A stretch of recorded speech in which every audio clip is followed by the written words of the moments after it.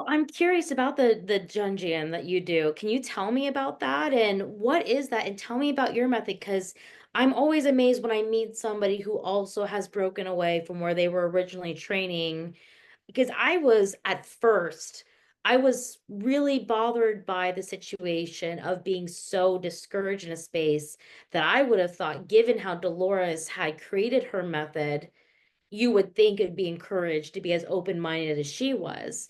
And so at first, before I found that that's actually a pretty common thing for people to break away and build their own thing, I was actually scared at first because I was like, wow, I'm not going to have a supportive body. I'm just going to be this independent hypnotherapist with my own method that I'm going to have to teach and explain that, I'm happy to, but that scary unknown of how on earth am I going to build my business when it's going to take so much time to get exposure to this new thing that I'm doing and why it's different. And so some of that fear crept back in for a little bit. And then I started finding my footing that as I explained it, resonated with people to where it's like, oh, it's not as big a deal as I thought. And as I spoke out about what I was experiencing, I found a lot of people like you that also broke away where it's like, oh, wow, I'm in good company. I'm in really good company. So tell me about your journey because I would love to hear your story. Yeah, so I got into it. This is back in 2008 when I first got into the studies of Jung. I had already been a licensed psychologist, so and even as I was getting my doctorate and all of that, I always was attracted to Jung, Carl Jung. And it just, I mean, for you and for those of you that are hearing this, Memories, Dreams, and Reflection, that's the one of his first books. And it's sort of like an autobiography of how he, got into what he got into and all of that. And so when I first read that, he was also like drawn. I mean, this is in Switzerland. His father was, I guess, a Calvinist pastor. So he grew up kind of in this Protestant religious home, but he was attracted to the Jesuits. And he would see these Jesuits walking around with these long black robes, and that kind of like scared him, but then he was attracted to them. And then, years later, when he became a psychiatrist, because he became a psychiatrist and worked with Freud. I mean, they were both psychiatrists. And then Freud started the Psychoanalytic Society, and Carl Jung was there as well. And people saw him as Freud's son. He was like an adopted son who eventually was going to take over his dad's, psychoanalytic society.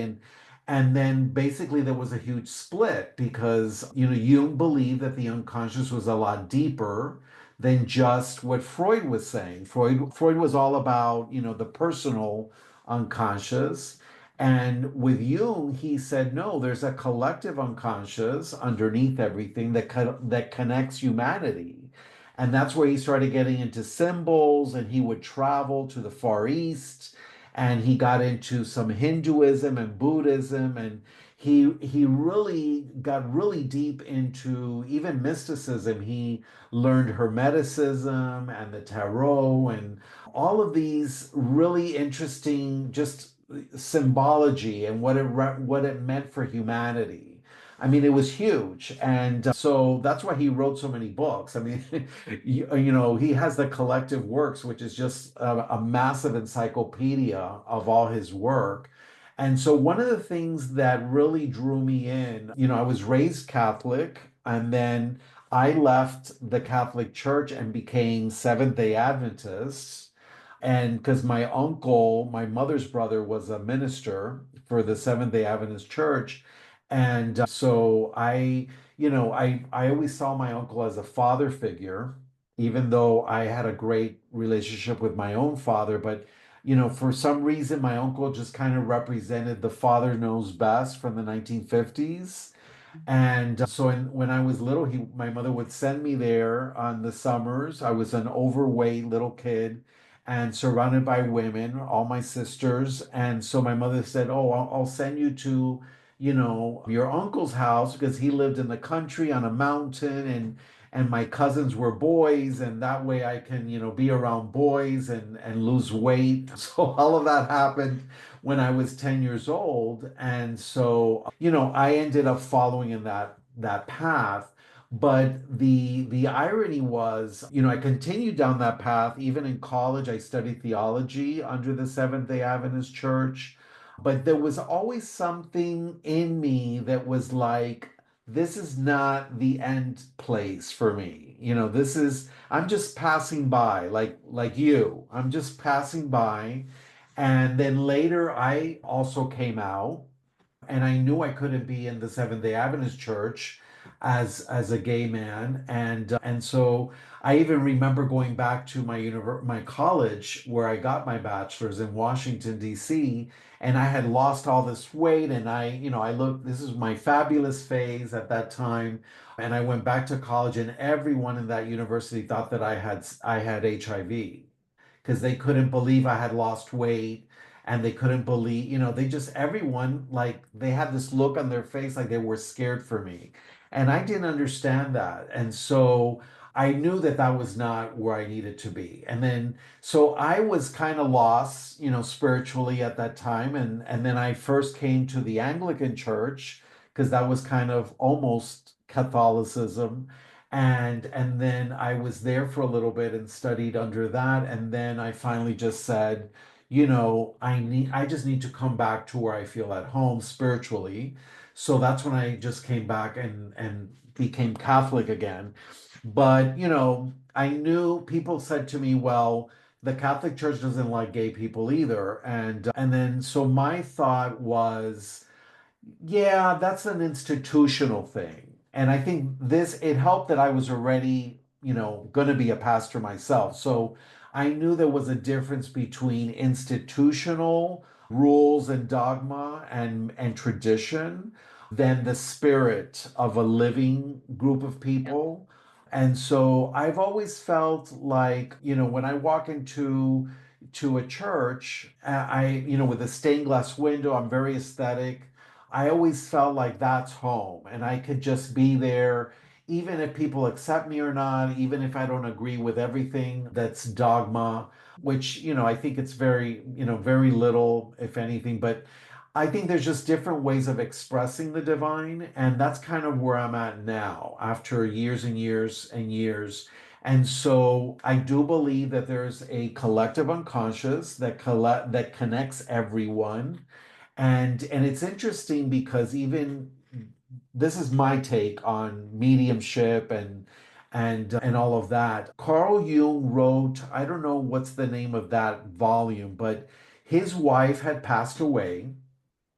And so he has a chapter, I think it's a part of the book, where he talks about how when you die, it's like you go into the unconscious again.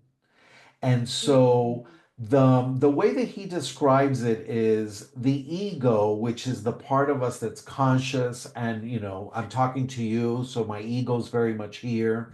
According to Carl Jung, it's not a bad thing. It's not like we need to get rid of our ego, like you hear in, maybe Buddhism and some other Eastern religions. The ego is very much needed, and the ego's here to do the hard work. But the ego has to be connected with the self, which is that center of, all of psyche, what Carl Jung calls a psyche. And so, there's a writer called Edward Edinger. He's another Jungian, but he brings it to the theology, which that's the part that got me excited because he says, well, the self is similar to, the divine or spark in us or the Christ in us or, just God within. And he sees the self very much like that. And so the way I look at it is, the ego has to be connected to the self. If it's disconnected, then you're not healthy, you're lost, or you try to overcompensate and inflate, like, we see with narcissism and, our current administration. So if you are connected with that divine part of you, then there's balance because the self needs the ego to be in the world because the self can't come in and be in the world. I mean, just like, I mean, we could say, I guess, God can come in and break into the world and walk here, which, I guess he did through Jesus, the person. But technically, the way I see it is the self needs the ego. And the ego's the one that is here with the five senses, walking around, you know. That's interesting. I've never, sorry, I hope I didn't interrupt, but wow, that's interesting. I've never heard it explained like that before. I mean, it Yeah, makes sense to me. go ahead. I said it makes sense to me. Like it makes sense to me. I've never heard it explained like that before, or the place of the ego. I mean, even to like recent days, I've always learned about putting the ego aside and to not to ignore the ego and or to break the ego, to do things opposite to break the ego. Like the ego has always been painted for all of us collectively through human history as being such a negative aspect of us. So to hear it as actually a positive thing is actually mind-boggling to me. Such a new, Yeah. a new frame of thinking. Yeah, because if we do not have the ego, we can't function. We can't. We're just going to be, we're either going to be a psychotic mess or we're just I mean, we're not able to really think logically. I mean, when you experience emotions, that's the ego. When you are thinking logically and rationally about something, that's the ego. So the ego has to do the hard work and be in this world. And so going back to, the mediumship, I grew up because I grew up Catholic and I grew up Cuban. In Cuban culture, we have a lot of this voodoo, we call it Santeria, which is basically a mix between, the Catholic saints and the Orishas, which come from the African Nigerian religion, Yoruba. And so, when you just study all different types of religion, at the end of the day, they start to kind of say the same thing, I think, in my opinion. And that's why I'm not threatened by, talking about any religion, because I just think that religion itself is which is the ego or mankind or womankind, humanity. It's the attempt to explain something that's difficult to explain you know and that's why we've tried to just explain it, even when we explain death, like in your experience, and how do you explain spirits coming in, or other people from other dimensions. I think the first thing is to recognize that not we can't understand every single thing. So that's where you run across the limitations of the ego, because the ego can't, it has limits. And so it's so important for to have humility and to say, okay, I don't get it. So, but I'm going to be curious and I'm going to be open, and Yes. and at least have tons of questions, which I think is another important thing that I was trained in, is to always ask questions and to get better at asking questions, because that way you can be open to the answers. But I think in today's world, where we don't have patience to wait for answers, and a lot of the times we just, if we don't get an answer right now, that I'm gonna darn well create a theory around it, or I'm gonna tell you what I really think it is. But we're not really waiting to see what happens and holding the tension. So that's another Jungian thing, which is the holding that tension between the opposites. Jung Yes. is really much into allowing, with the tension, holding the tension, you have a third element that rises up, which is the transcendent function. And I'm just throwing these words out. I mean, words are they just try to describe something, right? So I think when we allow something else to kind of come out, then that I think is the way to go. Like what you had mentioned before, you came to a fork in the road, and you really just trusted, like, okay, I'm meant to go here.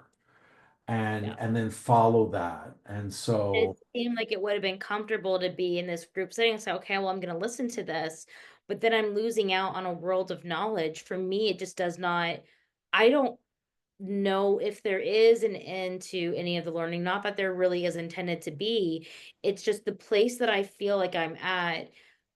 Through the course of my life, I was always looking for chosen family and things to build what I felt the rest of the world had, especially as a gay person. I just always felt like I was missing out. I was missing out on the holidays. I was missing out on family events. I was missing out on really experiencing and learning what it is to be a daughter, a sister, and these things because I did not have any of those relationships in any healthy way to where I could ride on that. I didn't get to celebrate the holidays, and I thought these things were important because it was important to the rest of the world. And so the repeated breakdown, even when I did find my three chosen moms, and I also have a couple aunties and other people that play different roles in my life, which is great. But the place that I am in is in that breakdown of it's great that I have what I have that I had drawn to myself, but I don't need it. And the reason being is when you do past life regression, you find out the decisions that you made and why you chose the contract you did in the form that you did. And for me, by not having my life look like what the vast majority of people's lives look like, even though everybody's family has some level of dysfunction, I didn't have that when all I had was brokenness. right. And so learning to be okay with having a life that doesn't look like other people's, having a journey that doesn't look like other people's, me not having ties that can hold with any one group, because I look at these different churches and faiths and practices and people that I have connected to over time where I think I found something that's going to stick for the rest of my life. And then it breaks. And so when it breaks, and I'm just, for so long, I was in that repeated cycle of deep grief over it because I love people deeply. I care deeply. I'm all in, and it's all of me or none of me kind of a person.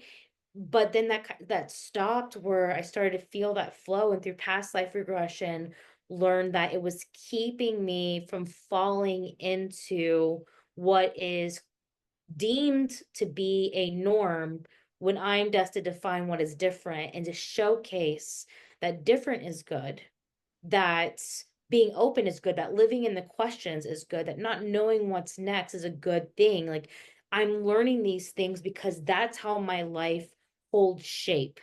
My life does not allow for me to hold connections the way that I thought I would one day do because I am meant to learn in this way that I am, where I don't know what my day is going to be like from day to day because I don't know who I'm going to meet. I don't know what I'm going to be drawn to learn or where I'm drawn to go. I didn't know that when the pandemic happened, I was going to feel pulled to move my family from Florida to Washington cross country to achieve a dream to live out here. I had never visited the state. We went to Canada. We saw the outdoors life and what it could be if we got out of that hot hell cesspool of roaches and swampland and go somewhere with mountains and nice weather so we could hike and enjoy things. And because I never visited the state, it was just, okay, let's go somewhere that we can have the mountains close to Canada. Like we were thinking about it geographically, but never visited to know what was what. And so we did this trek, and I got to Washington 2 weeks before the first lockdown, my wife 2 months after. And so then I came into this great unknown while bouncing around with people that I love in my life who happen to live out here, finding my way by just going with the flow. And so I feel like that's what my life is on the spiritual, in my personal life, and every aspect of my life is I'm just waking up and I'm asking my guides, what is it for today? And then moving forward with the only added details coming from doing a past life regression session and getting those answers to understand that exactly the way that I have been willing to go is the way that I've always been intended to. And I'm learning to take trust falls by trusting that if I follow my intuition if I follow my guides, if I follow my subconscious, if I follow what I'm given through these means that I've been talking about, then I'm going to find everybody and everything that I need each day by that day.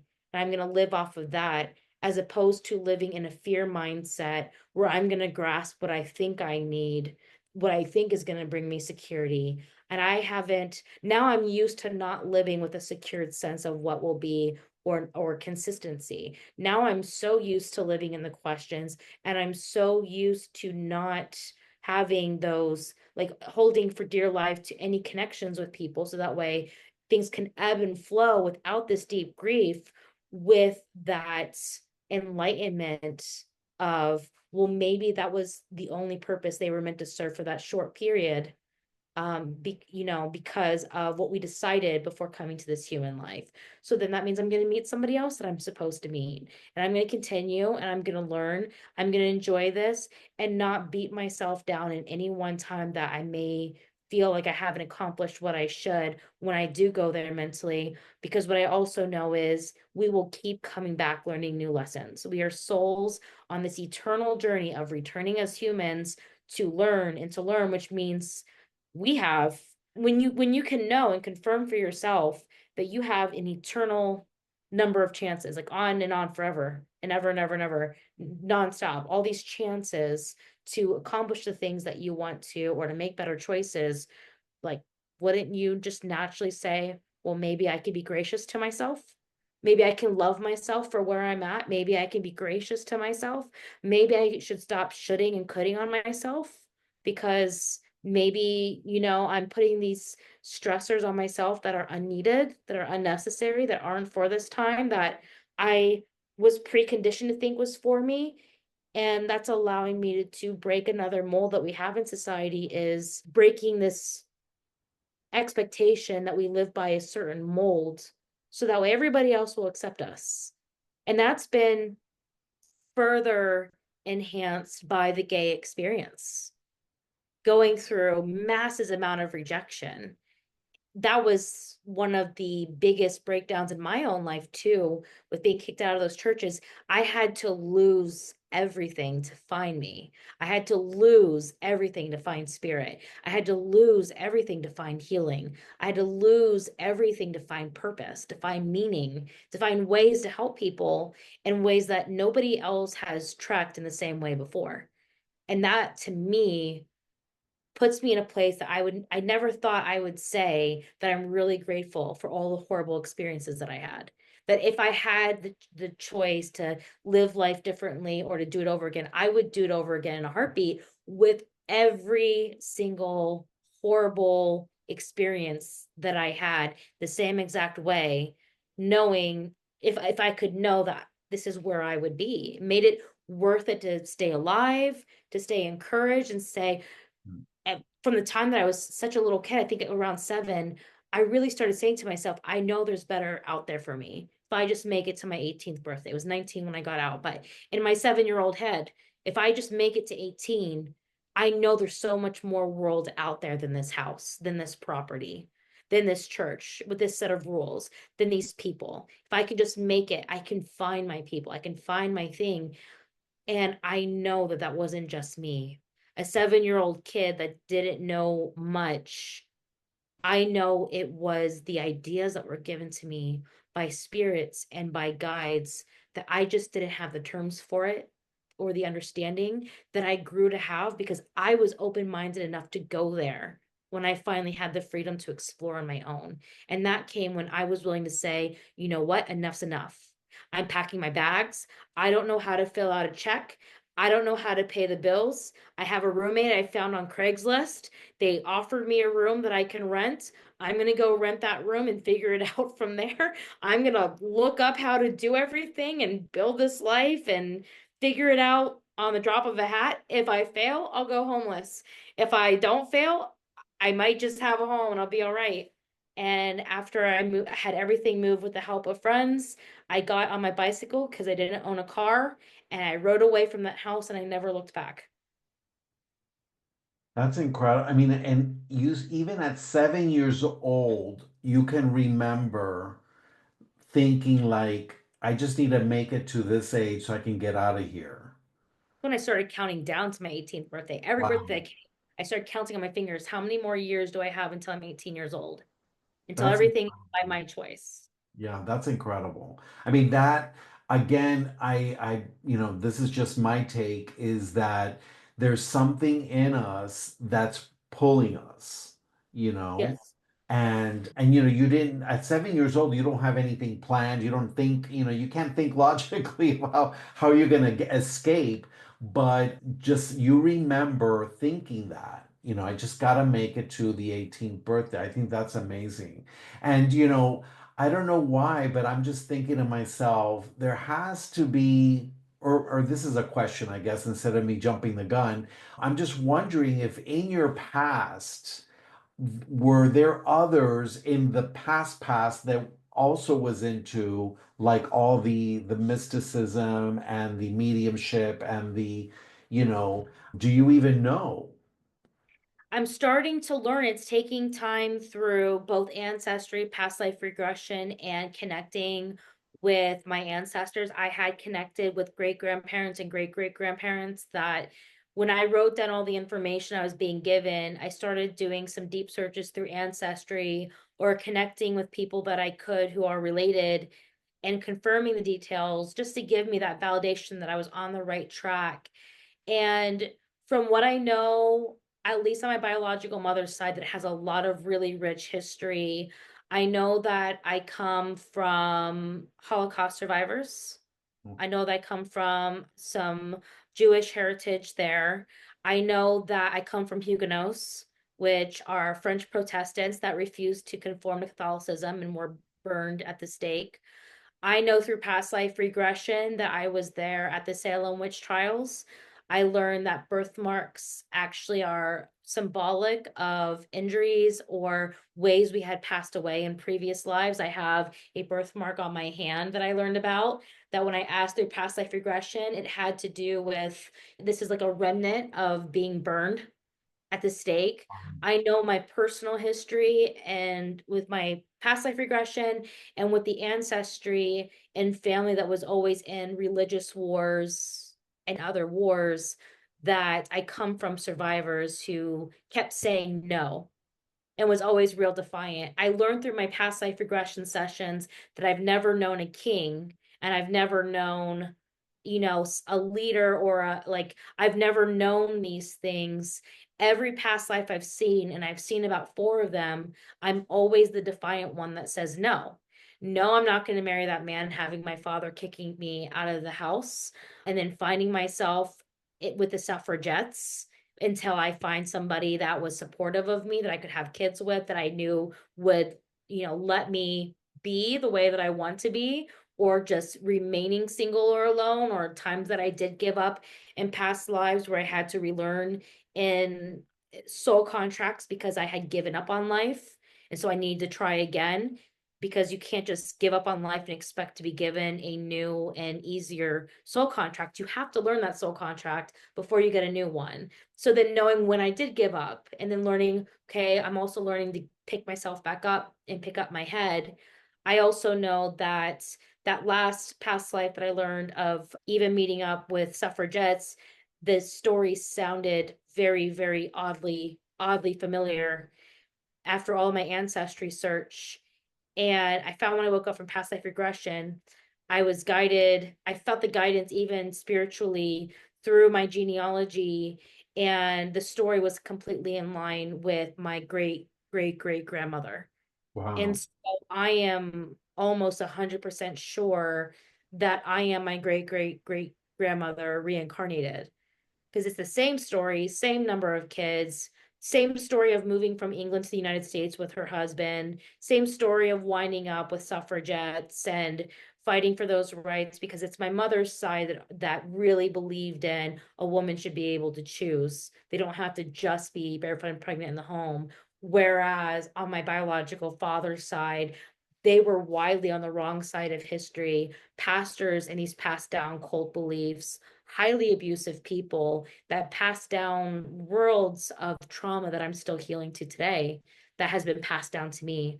I know that I'm meant to break generational curses. I know that I'm meant to heal the generational trauma and heal my family one generation at a time as I go down that line after healing my from my own journey, and that I'm the curse breaker. I'm also historically the defiant one.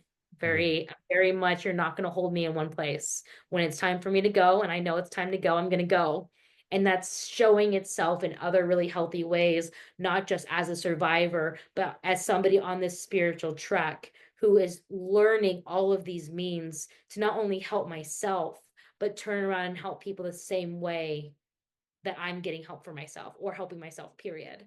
And so that's, where I'm at. And I was so curious when I saw your work that I wanted to hear more about it and get to know you more. And, these are new methods that I'm really curious about. And that's where I'm at my track. I'm just listening to other people and showcasing their work because I like to lift people up while I continue to put my own work out there and No, I think share. it's, yeah, I think it's amazing. We're gonna have to do a part two. Oh, absolutely. I would love that. I would love to do, I was just thinking to myself, and of course this today was kind of like put together, and I have this client in 16 minutes, but I want to see how maybe we can do a live where, that way other people, they can ask us questions or whatnot. That would be Would really love. interesting. And when I was looking at your hand going up all the time, my eyes kept going to that mark on your palm. Oh yeah. Yeah, Yep. it kept going there. And so it's interesting that you brought it up. And right before you even said it, I said, she's going to talk about that. Yeah. I had this feeling about that. And, it just, I think we're living in really, really interesting times, even though, there's a lot of fear and there's a lot of things that are happening that, we wish they were not happening. But yet I have to think that this means something and that there's a reason why we're going through this.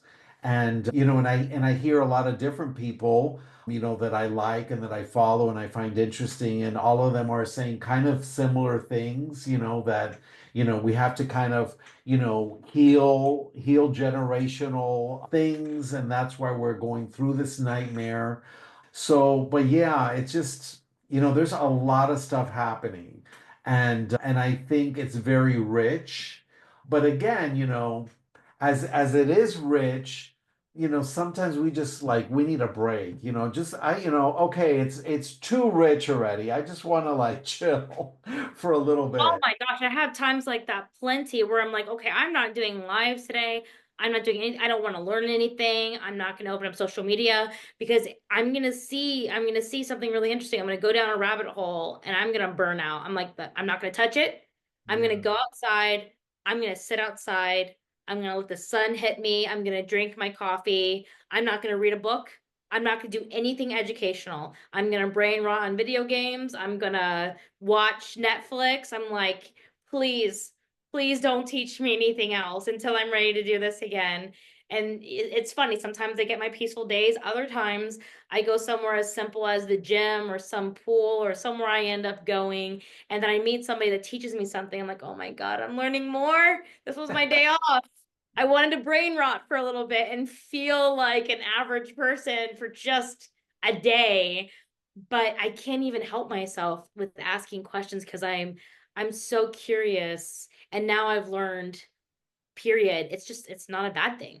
Like Yeah. it's not a bad thing. And if it means creating new names for my methods, then I'm gonna do that. I'll respect people's boundaries for how they want me to showcase. If they don't think that I'm one of them anymore, that's fine.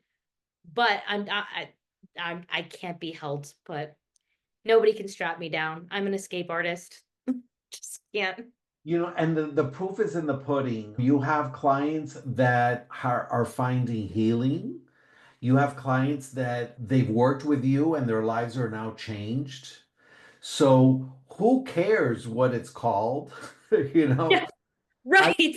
Yeah, I mean, and people ask me, because I mean, my partner, sometimes he makes fun of me because I have all kinds of stuff, in my office. I have my little altar over there, and I have, I love different stones, and I have candles, I have saints, I have, I even have a coconut that's elewa from the Orishas, and I just think everything is just a message to show you a deeper secret or to show you an element of something sacred.